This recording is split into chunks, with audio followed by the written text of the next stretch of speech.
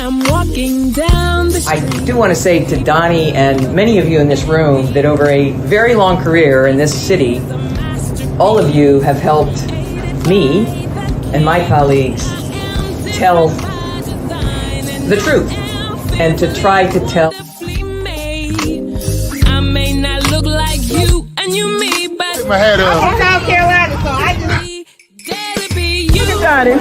What does this event mean to you, Miss Peggy Mars? Oh, my heart, Happy 20th anniversary. my heart is about loving up on my sisters. Do you know what it feels like to have your sisters in the room? John. be me and dare to be different and unique. I'm gonna be the best me I can be by letting His glory shine through. I am beautiful, I am blessed, but not just what you see in the flesh. I'm free from people, free from myself. There's a The doctor lived next door to the janitor to the reverend and the lawyer. We were together. Now we get so high and mighty that you create stress for your society because you don't like poor black folks either. That's a health problem. Get yourself together so I can stop being taking care of geriatric people and get back to pediatrics. I thank you, Doni, for all you've done. Let's keep doing it all the more. letting His glory shine through. Dare to be you, dare to be me, dare to be different and unique. I'm gonna be the best me I can be by letting His glory shine through. And I dare you, I dare you, I dare you to be you. Good morning. First name's Doni, last name's Glover. In it to win it for the long haul, baby. I hope that you are doing well today. A little overcast outside, a little bit of rain mixed with a little bit of snow if you're here in the city of Baltimore. Our guest today is Mr. Lou Fields. He's been heavily involved in the realm of tourism here in the state of Maryland. He's been an advocate for quite some time, trying to bring it to people's attention, the significance of the black businesses, the black venues, and what have you here in the city of Baltimore. Lou, are you with us?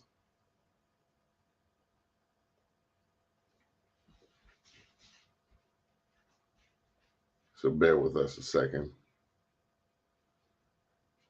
Some of us need some. Lou, need you cut your camera on.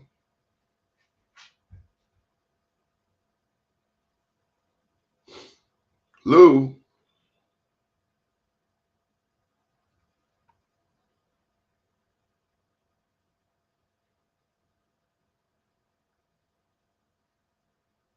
Hey, Lou.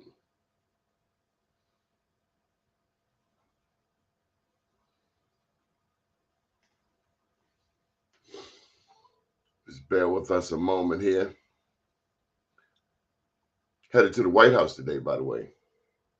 Some black history that I need to cover for bmorenews.com.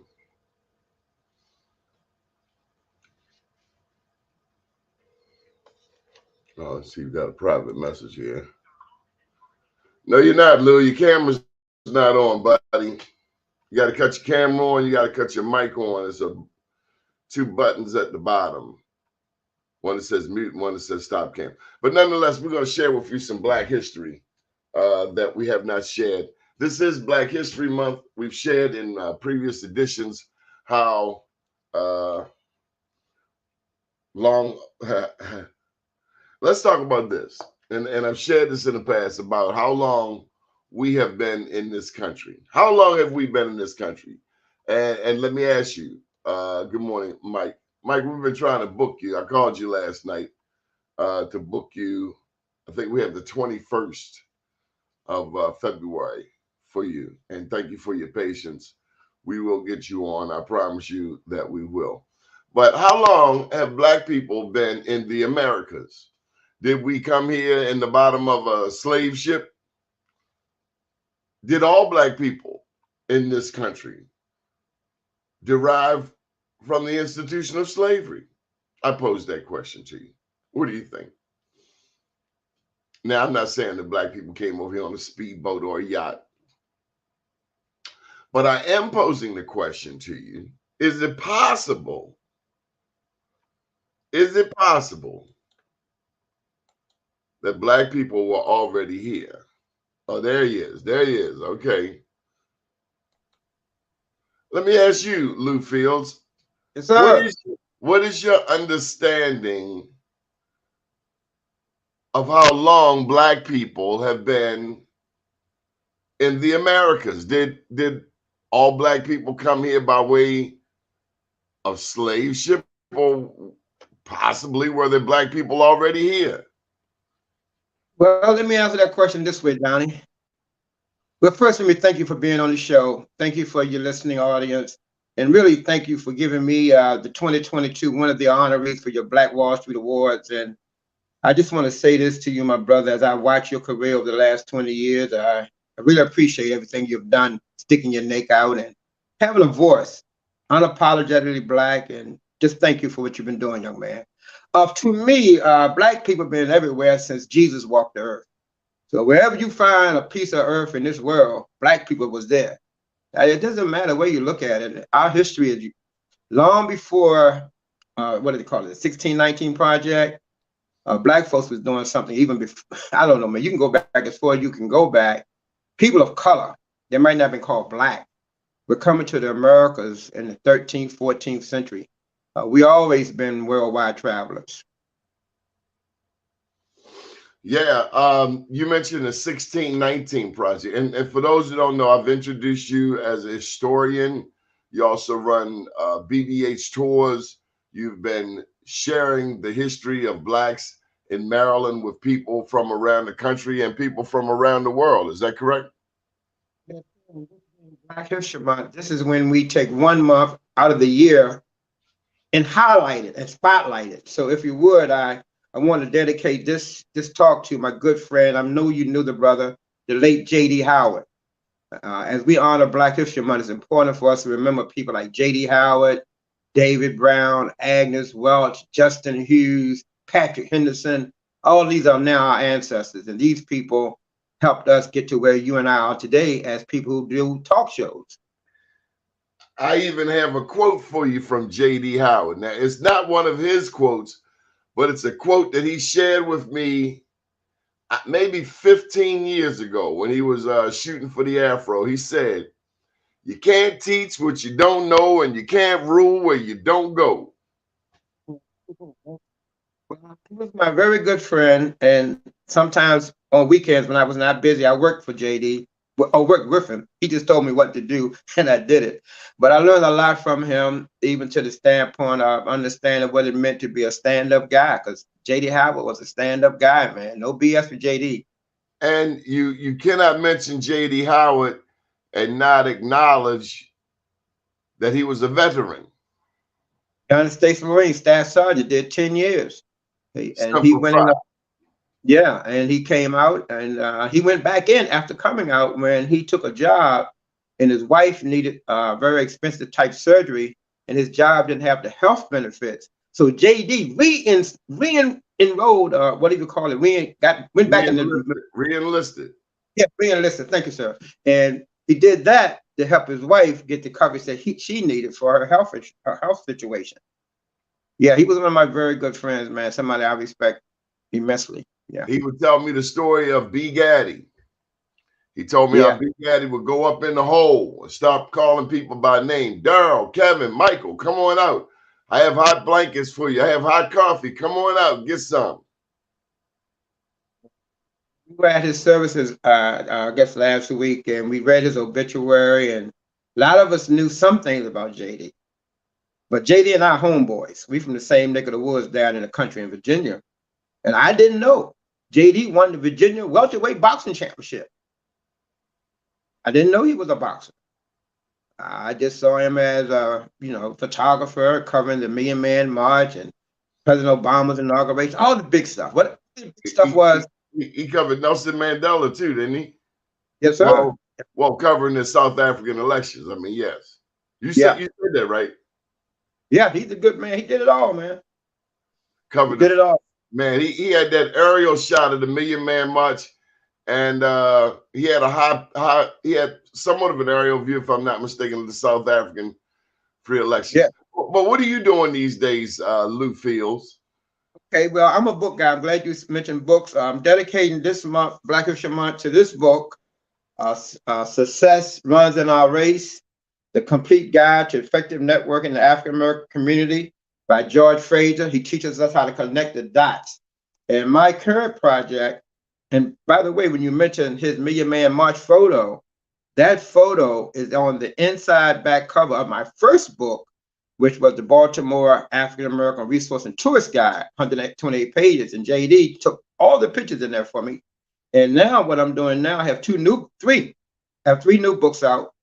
One is Freedom Seekers, the role and the impact of early abolitionists in antebellum Baltimore. I'm telling the history, Donnie, of the Underground Railroads in Baltimore, how I got started here from 1685 all the way up to 1865. My newest book, which I'm very proud of, is Maryland's New Green Book. It's a Taste of Soul .biz. This book highlights statewide African-American restaurants, retail shops, professional service venues, just all the things we need to know about, particularly as it relates to CIAA people coming. It's a digital guide book people put up on their phone. And my latest project is this project. You mentioned I work in tourism. I published the 2023 Maryland Minority Tourism Report. And out of this 28-page report, Donnie, I highlight under the Hogan years, 2015 through 2016, something like that, to 2022, I looked at their stats from the Office of Commerce, Department of Commerce, and looked at it from the lens of African-American participation and involvement in Maryland's tourism industry. Statewide, it's a $17 billion industry. I can't find one Black millionaire in that $17 billion industry. It's just tough, has been tough. So this report, after I go through each thing, MBE, what was the Department of Commerce under Governor Hogan, the former governor, what was their percentage as it relates to the MBE procurement laws in Maryland? We have a 29% goal. Under Hogan, it started at 3%, ended at 9%. Now, this is your Department of Commerce, the #1 department dealing with business. They are way, way short of 29%. And then when I asked them, who was the highest ranking African American in that department? They said the 30-year girl, been working there 30 years. She started as a data entry person. Now she's a budget officer. That's the highest ranking person. Nobody in authoritative positions during the Hogan years. Next, I looked at how much money are they doing with the veterans, because that's a part of the procurement for the state, less than 3%. Then I looked at, well, what are they doing with women-owned businesses? Less than 5%. And this is a state agency call themselves the Department of Commerce. So looking forward. So how do you compare that with the O'Malley years? Because you got to compare it to something. What did the other people do? Well, the O'Malley years, some would say had a no. Not what some would say. What do the facts? What do the stats say? Well, O'Malley years, you're going back a little bit further than this report does. I didn't cover the O'Malley years. I only covered the Hogan years, so it wouldn't be. But you got to have something to compare it to. If Hogan went from 3% to 9%, are you saying that under O'Malley it was only as high as 3%? I'm not sure, because again, I didn't research O'Malley. I only researched the Hogan years. To give our new governor and his new Secretary of Commerce, Mr. Kevin Anderson, the first African American to be the Secretary of Commerce, I wanted to give the new administration, Governor Moore and his department, a look at the last 8 years. So I didn't go back past the Hogan years. So what have we seen with the Westmore administration thus far? Are they paying attention to the MBE? I mean, I hear people spewing the rhetoric that they support minority business enterprise. Are we making any new Black millionaires today? Yeah, not saying it hasn't happened, but going back to your question, though, not to avoid the question under the Governor O'Malley's administration, here's what I do know. My good friend and my top mentor was Robert, we call him Bob Clay. And under Bob Clay's leadership is how I learned the work that I have seen under the MBE program. He was not a fan of Martin O'Malley. So let's just put it that way. And he was the guy I would go to. So that question you asked about the O'Malley years, I would lean towards my friend. Well, we can't go to Bob Clay because Bob Clay was found dead. And they said that they even went so far as to say that the man you and I love committed suicide. Well, the only problem is the man was right-handed and the bullet went into the left side of his head. So nobody in their logical mind can fathom how a righty would do something so serious with his other hand. Well, the question you asked was, what was the MBE procurement under the O'Malley years? As mayor and as governor, Mr. Robert Clay was adamant that it was not being equally and fairly done. That's what Mr. Clay's leadership showed us, and we followed Mr. Clay. And so now that we talk about his Damn right we follow Mr. Clay, because Mr. Clay made some black millionaires himself. Yes, sir. Yes, sir. And if he hired you, he would bring you your money and knock on your door. That was a man's man. Because we got a lot of people who are confused about manhood today. Did you see the award show? Did you see the young man on stage with Bobby socks on? I'm sorry, I missed that award show, whatever it was. The young man had on Bobby socks. What is this? Why does American society keep trying to feminize black men? Can you imagine our leaders in Bobby socks? These are for little girls, first of all. People that lost their goddamn minds out here, Lou Fields. Sure, Donnie. It's up to us to try to set the come on now. Come on now. You a grown man don't know that they are socks for a little girl, and they brag that these socks cost $500. He paid $600 to embarrass his whole species of black men on national TV. We look at the people who were our leaders, and we are hopeful some of these young people you're talking about would look at us and see the examples that we set. We got to know, it was a book called Dress for Success. And this book talked about proper attire based on the environment you're going into. People like yourself, myself, and others like us, we have to be the example that Bobby sock wearing. I tell you, when you see me with some Bobby socks on, I give you permission to come up and smack me in the back of my head with the biggest stick you can find. We ain't doing no Will Smith moves, man. But I tell you, Donna, you're right. And what I think we have to do, it's being normalized, Lou. It's only because Dave Chappelle, big ups to Dave Chappelle for putting it out there. You're a grown man. Why do you have a dress on, son? Did your daddy have a dress on? Well, I think some of them are looking for the road to money. And whatever they said, whatever the money people say you got to do, that's the hoop jump through. They jump through that hoop to get that money. And we see it all the time. So if our daughters do anything for money, that would make them prostitutes, right? Well, hopefully we don't have those kind of daughters. We're not raising those kind of daughters. I didn't raise that kind. If you do anything for money, that's a prostitute. So we have male prostitutes in our race nowadays like never before also. And it's being normalized. That's my problem. It's being normalized. They're going into the classroom, teaching little kids who haven't even come out the womb 5 minutes about gender. I mean, we got to put our foot down. If we are truly a Christian nation, we need to act like it. We celebrate Christmas. That don't even mean Christ no more. You don't hear nobody say, happy birthday, Jesus, although it wasn't his birthday. We just all discombobulated. The blind leading the blind. That's what I see. The blind leading the blind. Well, this is what I see. And then we expect to get blessed. We expect our children to respect us. We have failed these children. We have not taught them an inkling of their history, Mr. Fields. I'm doing my part, my brother. I can tell you that. My friend George Harris talks about it this way. When you look at this glass, do you see it half empty or half full? Some people say it's half empty. Some say it's half full. Well, we know when the black man was removed from the households of a family unit that we had going in the 1920s, 1930s, 1950s, 1950s, 1960s, we had a black unit. You had mama, you had daddy, had them babies in the house. By the 1970s and 1980s, and to today, the new trend is black women, single, head of household, raising boys and girls. 70% single mother household. Why?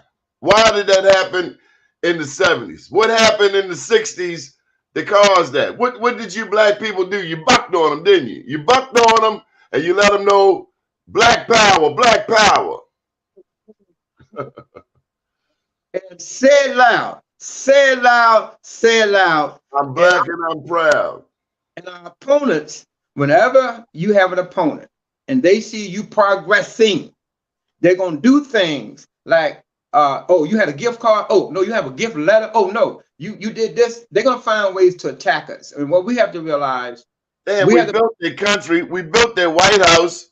We fought in your armies. Can we just be free? Can we just be who we are? Damn. I mean, why don't you go out there and fight your damn self? Pick your own damn cotton. Hey, Lou Fields, tell them pick their own damn cotton. That's right. No more $1 million slaves. And I remember the boy out there in California when he got beat up by them cops, and he said, "Can we all get along?" Rodney, what's his name? Rodney King. Yes, he said, "Why can't we all get along?" And there's a reason for that. And that's why in the country today, you have the Trumpites and the non-Trumpites. The Trumpites have more power and more passion for where they standing, but those of in the community, in the city, in the state, in the country against the Trumpites, they soft, they walking around tiptoeing through the marshmallows. And Trump and his crowd is trying to kick everybody's butt to get back in office right now. You know what? Let me tell you about a coward, and let me tell you about a bully. That bully ain't nothing when you catch him by himself. And that's true. And you put that alley apple upside his head. All of that bully stuff go right out the window. All it takes is one time.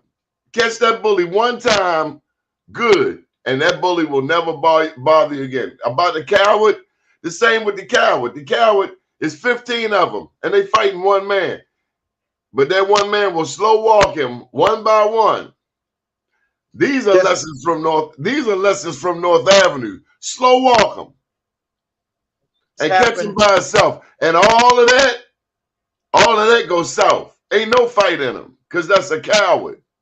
When they say a coward dies 1,000 deaths, a soldier dies but one.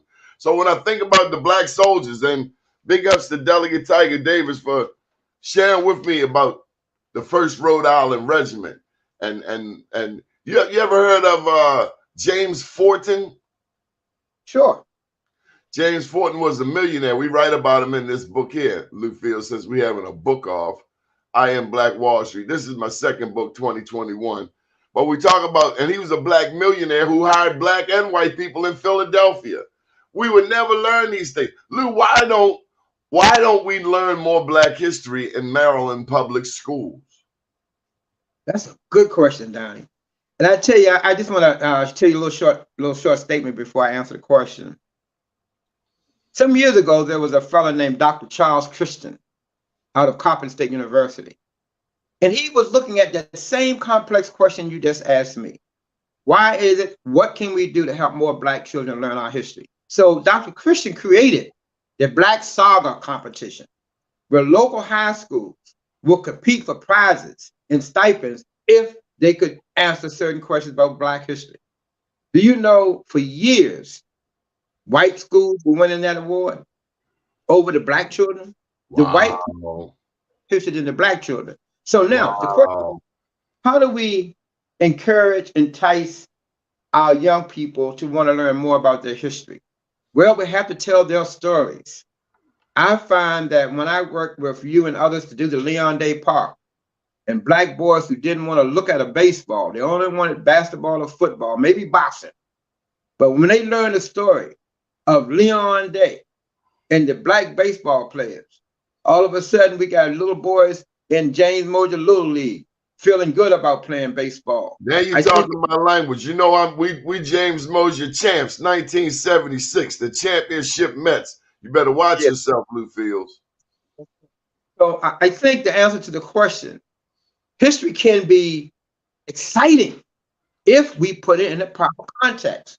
Man, if I knew about the Egyptians with the isosceles and the right triangles, the isosceles triangles and quadratic equations, if I knew that black people developed them theories, I probably would have memorized it a little sooner, but I did nonetheless get it. X equals negative b plus or minus the square root of b squared minus 4ac all over 2a. I had to go to summer school for that. I'll never forget it. Couldn't work that summer. Man, I missed my summer job. I digress. Another one. When I was a child, like most of us, and we just finally got a TV in the house. Mostly it was a black and white TV if we got one. One of the most popular shows we loved to watch was The Lone Ranger, Hi-Ho Silver, Chemo Savage. Bass Reeves. Now we know. Now we know the truth. He was a black man. The whole story is based on a brother. Black man. Black boys heard this story, like yesterday, myself and 4 others served as a panelist at a black church with 45 young 8 to 18-year-old boys. And I had Leon the Dream Bailey, wrestler, United States wrestling champ for the Navy, champion. I had Mr. Ray Banks, Negro League ambassador, talking black baseball. I had 2 Baltimore County police officers, 1 white, 1 black. Those young boys learned from these men and myself. There is something to be proud about when our children can learn our history. And it's up to us. The school's not going to teach it. I can guarantee you that. I went to school 12 years. I never heard about nobody named Hartley Frederick Douglass. I never heard about Black Wall Street in schools. Never heard about Tulsa, Oklahoma. Didn't know nothing about Jack Johnson. Nothing about the young brothers and sisters. You can't keep mentioning boxing and you in Baltimore and you don't mention, who do you have to mention in Baltimore if you're going to talk about boxing?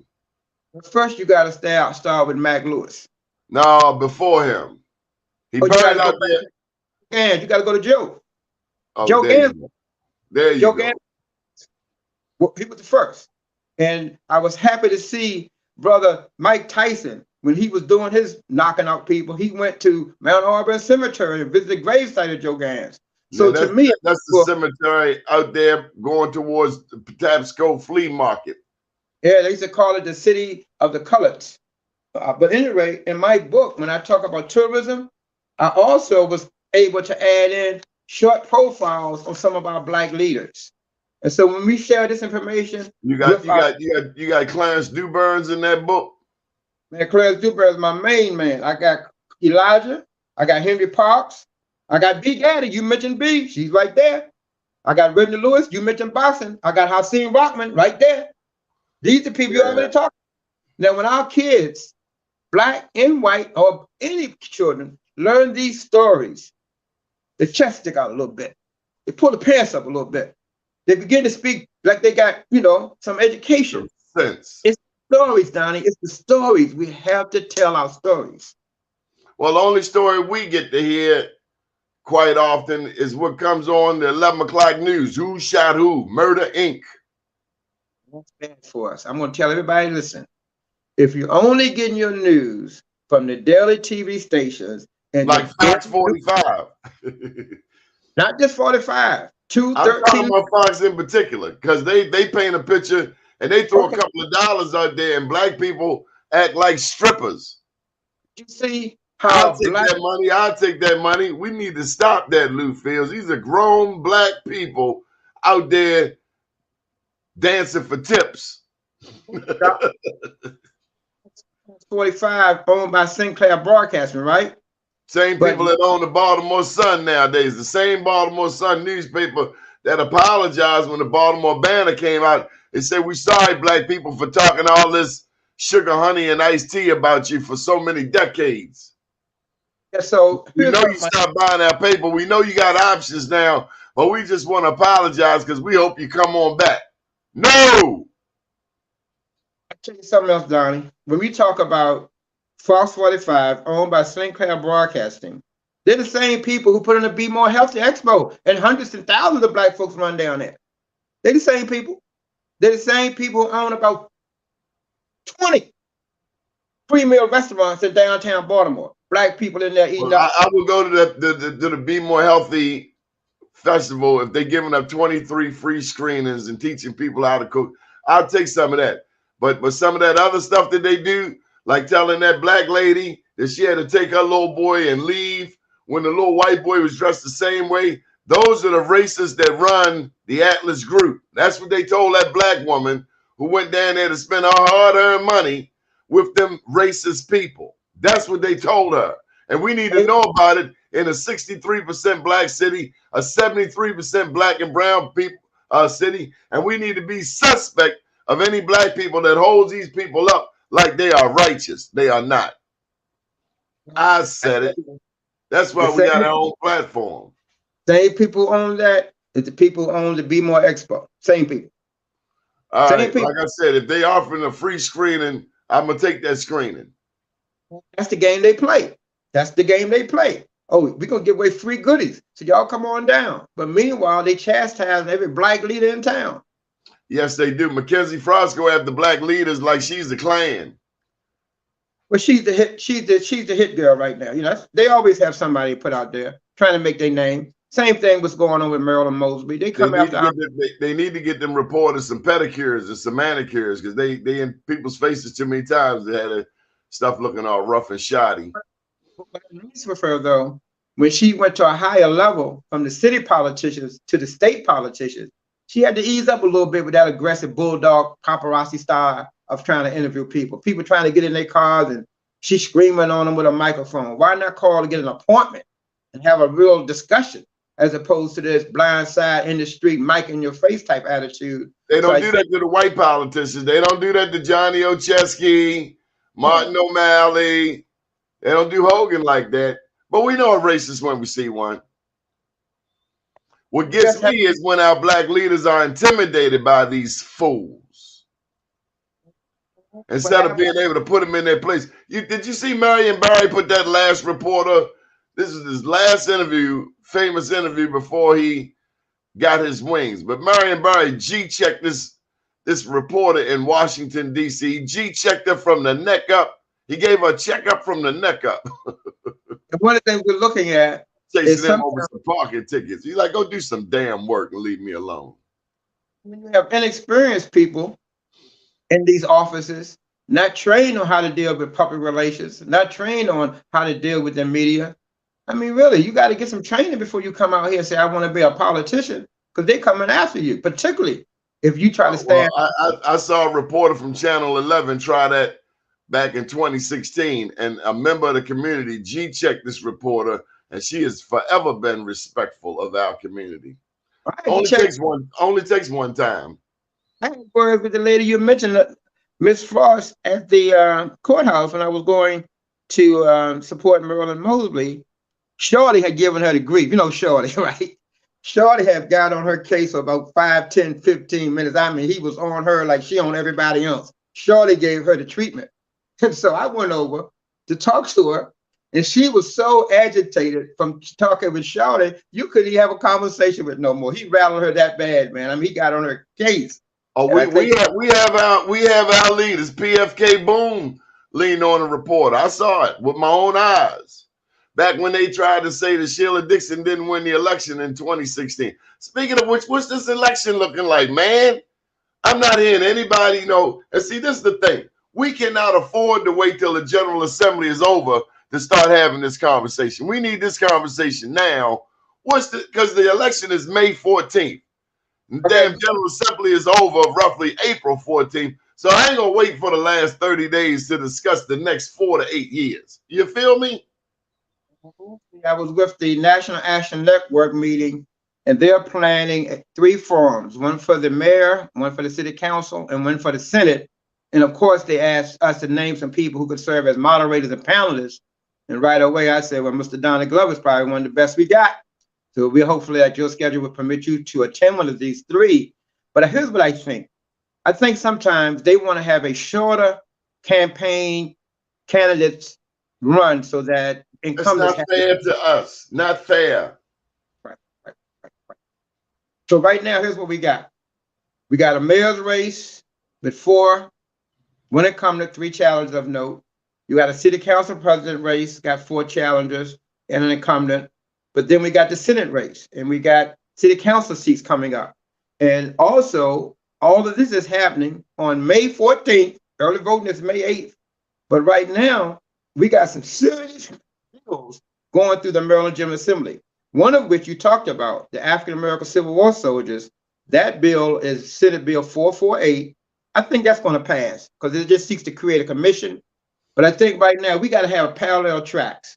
We got to cover the legislation being introduced in the Maryland General Assembly. And we got to get ready for these elections. Sir, that's the parallel track. At the same time. At the same time. And we can do it. Damn right we can do it. But it takes leadership. And what I don't see a lot of is leadership. I think sometimes you have leadership. I mean black leadership. And let me tell you why. Let me just get one point in on my show. Yes, I'm sorry. You got a black governor. Okay. You have a black treasurer. Okay. You have a black attorney general. All right. You have a black speaker of the House, and you've never had this level of power for black people in the state of Maryland in history. Mm-hmm. You have a black mayor again, a black city council president, a black comptroller, a black state's attorney. From a Baltimore-centric perspective, you've got blacks in more prominent positions than ever before in our tenure in America.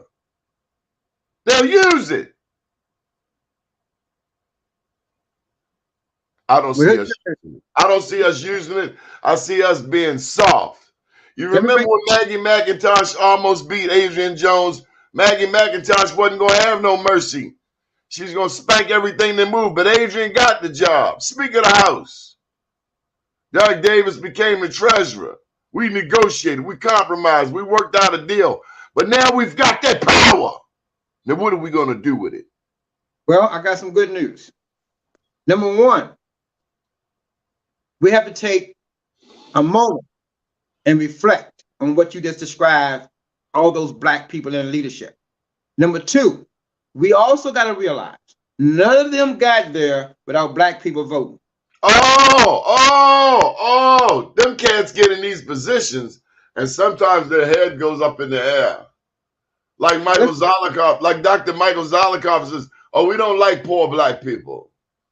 We've arrived. I'm delegate so-and-so. Meanwhile, they talking about all this money that's come to Baltimore. Easterwood wreck, John E. Howard wreck, Lillian Jones wreck. I have not seen a new damn wreck in West Baltimore. Now they talking about Cahill, and that's nice, but that's damn near in the county. Cherry Hill damn near in another city. I'm talking about North Avenue proper. Where are the resources for black people? Where are they at?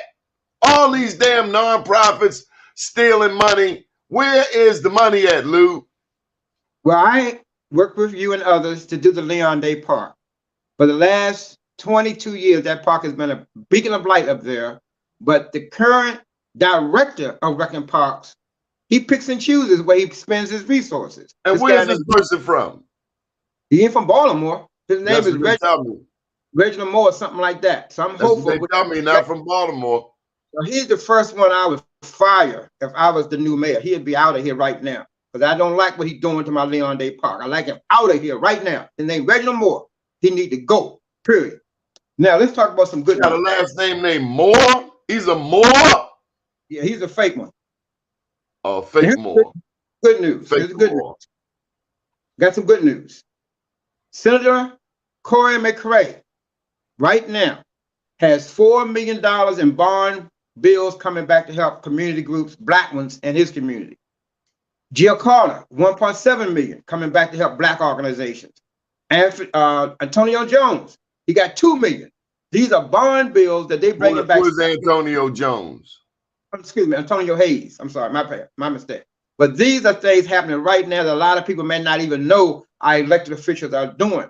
On February 27th, we're having Black Business / African American Tourism Day in Annapolis.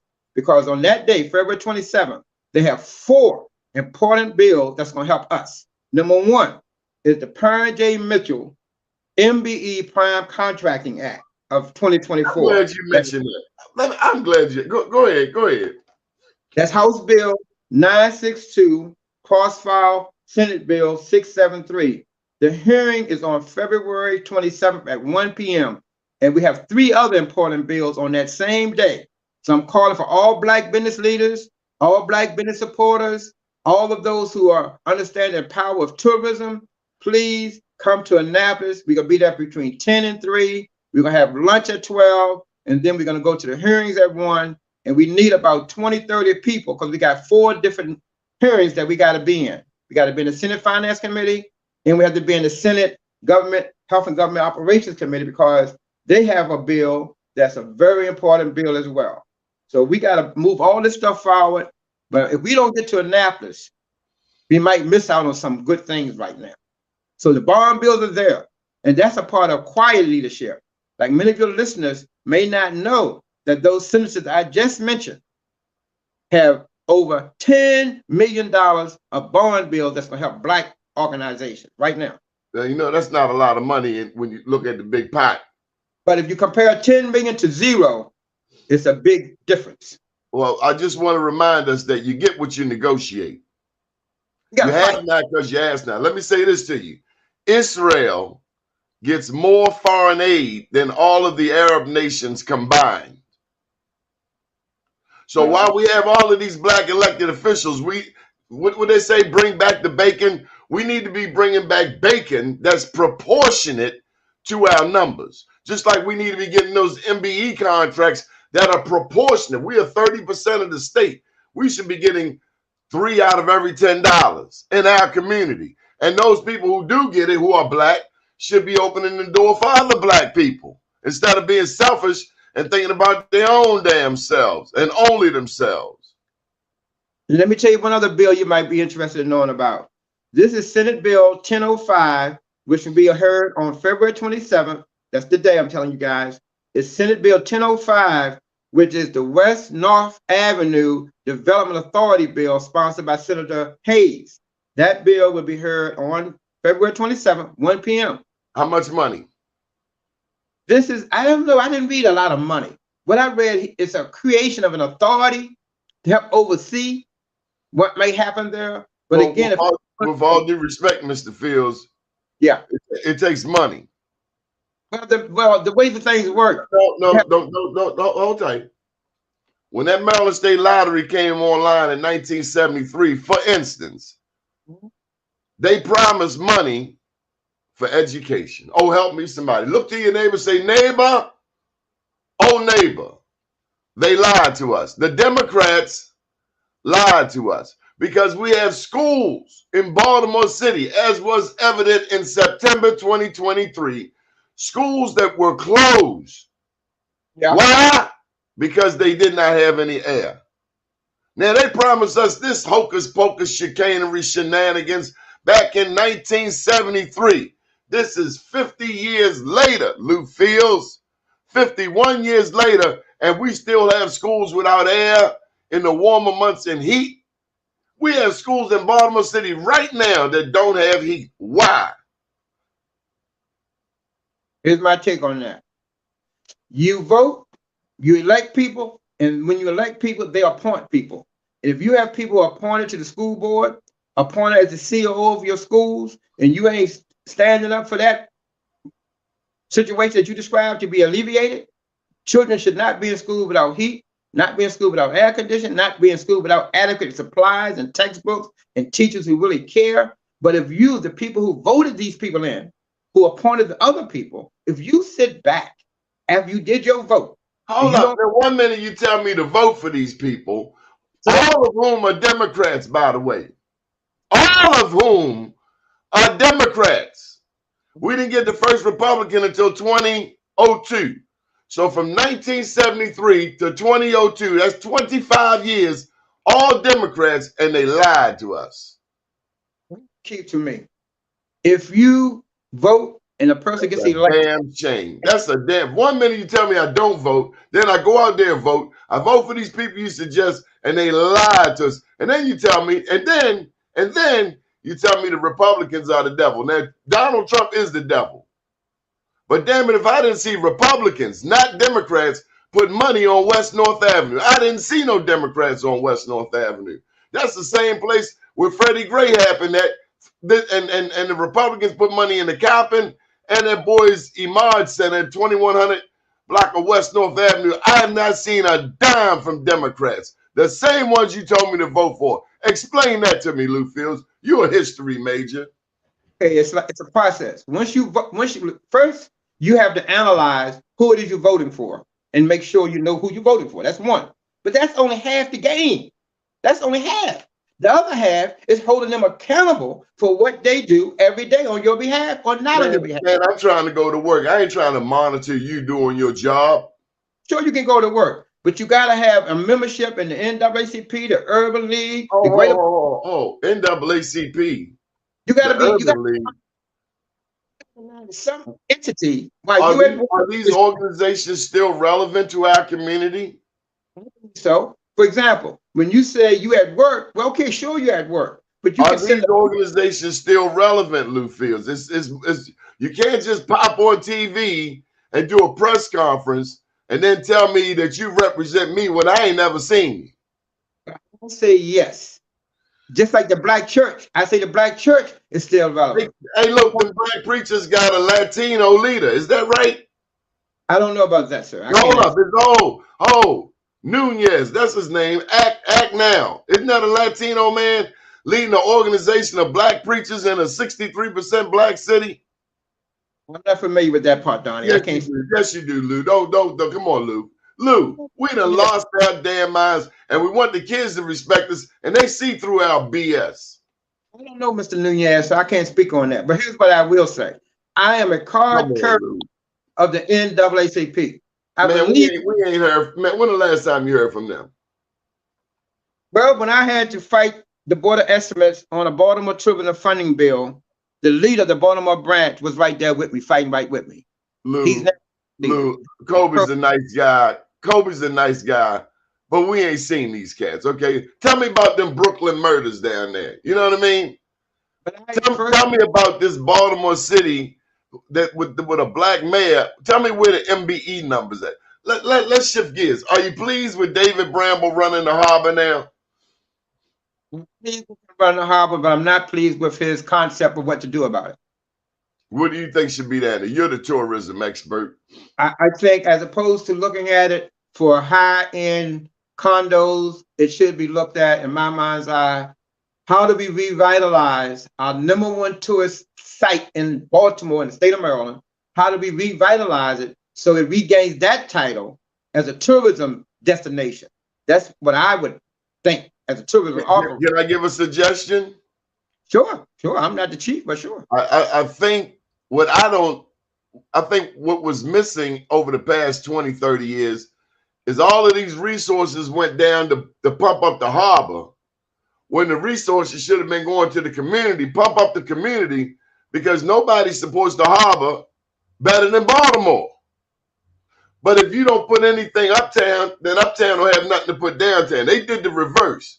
They put everything downtown and hoped it would trickle down into the community. And it don't work like that. You got to build up. Charity starts at home. The election coming up. If you're not happy with the people who are overseeing the development of downtown Baltimore, your vote can make a difference in changing whatever. Come on, Lou. It's an uphill climb for anybody trying to run for mayor. You got multiple candidates, and typically the incumbent has the advantage. Black in America, you already wake up every morning knowing it's an uphill battle. Who gonna win the mayor's race, Lou? Well, I'm looking at trying to figure out who's going to be the best for what my interests are and those who live in my community and those who I associate with. I believe that we have to vet all these candidates. We know we have an incumbent. You can look at his record. If you like it, then you vote for him. If you don't like it, you vote against him. But you still got to look at and vet every county, every candidate based on their experience. It don't work. It don't work like that. David Trone, for instance, thought he had a runaway race. He thought he was going to do the same thing that Van Hollen did. Remember Van Hollen ran? That lady, Donna Edwards, got out there. Hold up. Donna Edwards got out there. And then all them black people ran over there, including some of my favorites, and supported Van Hollen. Now, Donna Edwards, she was a horrible candidate. Plus, she had that fake Jerry curl going on and didn't serve her too well. But them black women, they betrayed her like Judas. They left her hanging on the cross. And there you got Van Hollen. So Trone thought he had it, but then Larry Hogan popped back on the scene, and he still got a high approval rating. And now it's going to be a fight. I campaigned for Donna Edwards. I campaigned for her entire run when she was running for that Senate seat. Had meetings over at Terrell Cafe and places like that for her. I think what's happening now with that particular race, you have county exec Angela also broke, who's known in PG, not known nowhere else across the state. You have David Throne throwing his money all over the place, but he's got serious commercials on TV, but a lot of people talking. Oh, you got a lot of people. You got a lot of national black people. Hakeem Jeffries, Jesse Jackson Jr. But the black people in Baltimore don't know these people. They know me and you. Got you. But if you sitting down right now and you looking for somebody, then our black candidates like paying white operatives, but they won't pay black operatives. Tell me how that's gonna work out. Yeah, my brother, they call me all the time. Come on, Lou, do this, do that. But I'm a businessman and my time is valuable. And I don't mind helping, but I can't work for free. That's for sure. But anyway, let's talk about this race. No, Lou, this is very important, what you're about to say, what you just said. We will pay, black Democrats will pay white operatives, white political operatives, top dollar. Well, I just sent a note to one of their campaigns by hosting their. When you send your invoice, they look at you like you cockeyed crazy. Don't tell me Lou Fields, because I know him. I know him well. That's a part of what we have to realize and analyze before we cast our vote. It's going to happen before the vote. It's levels to this. There was levels to the Donna Edwards campaign and who she was. You sound like Kendrick Lamar. Donna Edwards was a Democrat, but she was a Jill Carter type Democrat. Now, within the Democratic Party, if you don't toe the line, if you don't turn your head to get ahead, if you don't go along to get along, the Democratic Party would turn on you worse than the Republicans. You know that, and I know that. We just subject to two parties, which neither of them may get a B, maybe even a C from me. I'm not saying, okay, the Republicans, give them F. That's what y'all want to do off the top. The Republicans get an F in Black America, right? Lou, Donna Edwards was rude to people, and she was a candidate, and she should have been nice to the people, including everyday people, and not wait until you need people to start trying to be their friend. I've seen it before with Prince George's County. They come to Baltimore, and they late. They treat Baltimore like we're stepchild, and they don't realize that Baltimore has the media. We are the media center of the state, and when you bring your butt here late and disrespectful and rude, then you get kicked to the curb. Call them carpetbaggers. And I have a lot of with some of them coming from places like New York, coming to Baltimore, thinking they're in charge, and they try to suck up and try to act like they're going to tell us what the deal is. No, this is our town. We know the deal here. But here's the question with this Senate seat. Do you want to put a African-American in, be the first Black person from Maryland to serve in the United States Senate? Or do you want to put in somebody who has more resources, who's been helping a lot more Black people around the state than the Black person we're talking about? That's the angle. What do you want? You want somebody Black who ain't gonna give you a biscuit? Or you got somebody white who giving you biscuits, chicken wing, chicken dinner? That's the question. What you want? Or do you want Hogan? Well, I was not a fan of Governor Hogan. He was not one of my preferred elected officials. Didn't vote for him. Didn't like his politics. A lot of things he did caused me a lot of concern. Like what? Number one was doing a no-bid emergency contract for $9 million, sent it over to his white folk.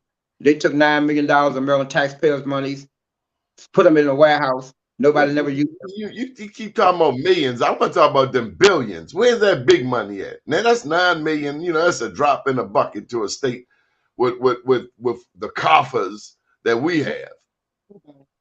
We got to look. Like I said, it's levels. If you are a minority, business, Black, and you have the ability to produce what that 9 million went for, and then you see the 9 million go across overseas, to you, that $9 million, man, is life-changing if you could have got that contract. It might not have been 90 billion, might not even been 100 million. I want to talk about something like BWI Airport. That was a $1.8 billion expansion. We were focused on changing the name to Thurgood Marshall. I say let's focus on that 1.8 billion. Let us get half of that billion in contracts. My brother, I'm glad you mentioned that, because BWI Airport refused to support my guidebook, right? But Said there's they a would. black man out there. There's a black man named Ricky Smith who's CEO of the airport. Let me finish.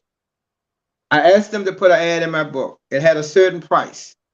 The little girl he had me work with wanted to pay 1/3 of my asking price. I refused to take it, right? But on the other side of the coin, BWI Airport is number 2 in state agencies doing business with black folk. Number 2. Number 1 is Morgan State University. Number 2 is BWI under Ricky Smith leadership. Now, surely I was disappointed that he didn't support me, but I had to look at the bigger picture.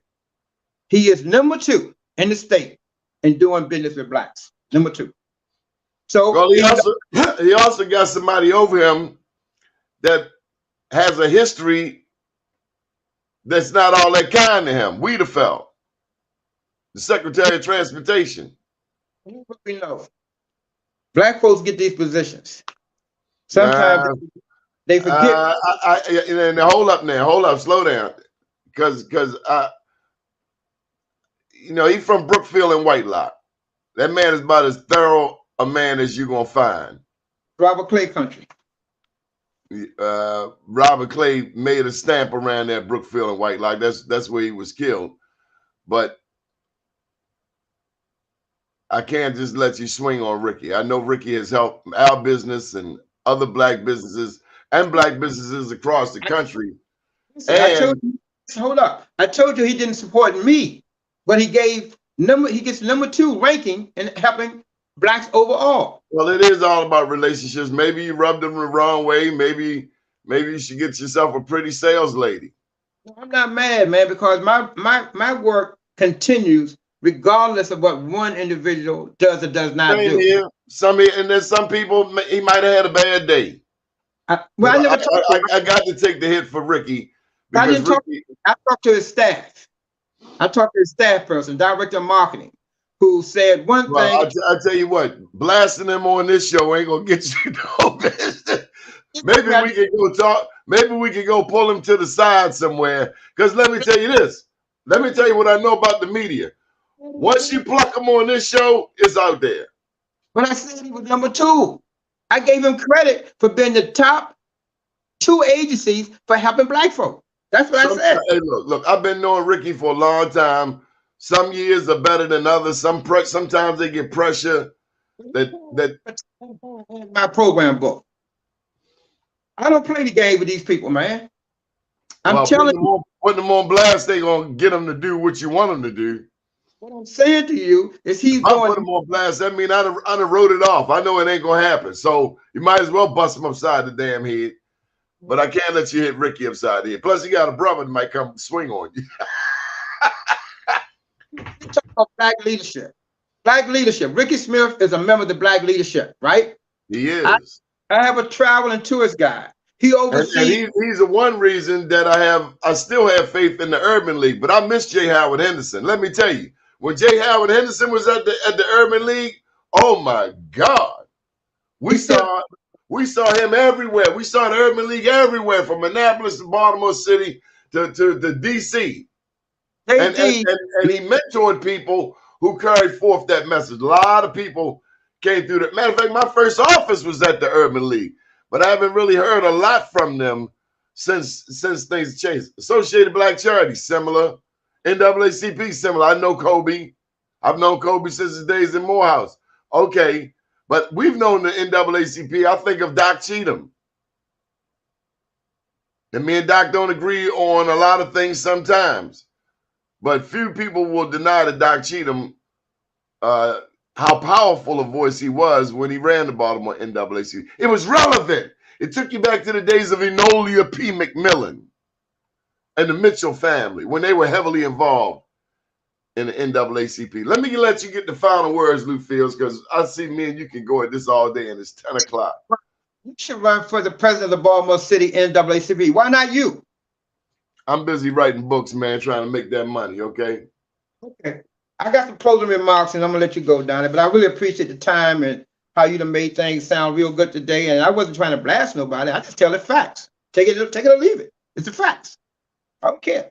Now, what I'd like to talk to you folks about, I got a Black History calendar of events for the last 2 weeks of Black History Month. And if you give me a couple of minutes, I'll run a couple of them by, and then they can follow up with me if they want to get more information. Is that all right? Okay. Today at 4 o'clock, I'm having the Black Tourism meeting at Angie Seafood, 1727 East Pratt, 4 o'clock. Tomorrow, happy Valentine's to all the ladies and everybody. Make sure y'all brothers do the right thing. Also, tomorrow is Frederick Douglass' adopted birthday. On this coming Saturday, his 206th birthday will be a celebration in Eastern Maryland and Talbot County. February 15th through 17th, we got the Black Engineer of the Year Awards coming back to Baltimore, thanks to Mr. Tyrone Taborn, Mr. STEM City. We're going to be down at the Hilton Hotel and at the Baltimore Convention Center. Dr. Tyrone Taborn. Sir, and he got you can register for free if you go on that website, and you can find out how to get in there for no charge. On Friday, the 16th, we got an R&B show at the Lyric. All-Star Game weekend starts on February 16th, that Friday morning at 9 o'clock.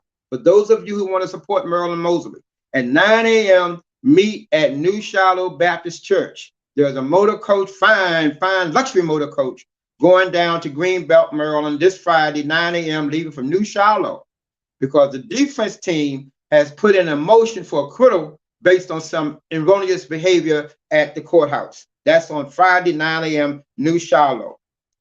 More stuff we got going for you guys. February 17th, we got the Mid-Atlantic Jazz. When you say erroneous behavior, is this the security guard who was making statements belittling the state's attorney? Yes. Well, yes. What impact does that have on the legalities of the case? Those factors and a few other things that happened in the court. The defense team has a motion for acquittal this Friday morning, and people are leaving. They're suggesting that swayed the jurors. I can't speak to that. All I can speak to is what's happened. Well, let me just say on this show that we are proud of Marilyn Mosby, and I lost some friends when that election went down for her, because we were not going to use this platform here to pile on. There were enough people saying disparaging comments. And if you notice, for the record, I supported Russell Neverdon the first time around and Ivan Bates the second time around. But this third time, I was not going against that lady.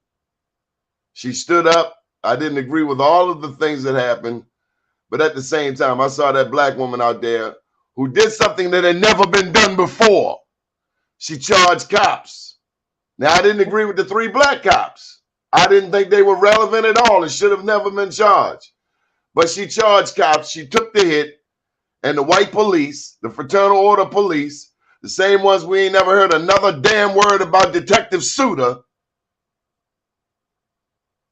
their hands are dirty. They look very suspect. You don't even hear Sean Suter's name. They killed a cop. So we know who these rat bastards are. And that's why we love Marilyn Mosby. Thank you for letting me share. Thank you, sir. Then on February 18th, we have the I Am King fashion show. Going to be at Patapsco Arena. That's going to be big time. They got about 24 brothers going to be sweating this stuff across the runway. And on February 22nd, Wayne Frazier's group, the Maryland Washington Minority Contractors Association, they're having their annual Black History Month program February 22nd at Live Casino. Leo Boris, February 24th, Booster Scouting, luncheon at the Forum Caterers.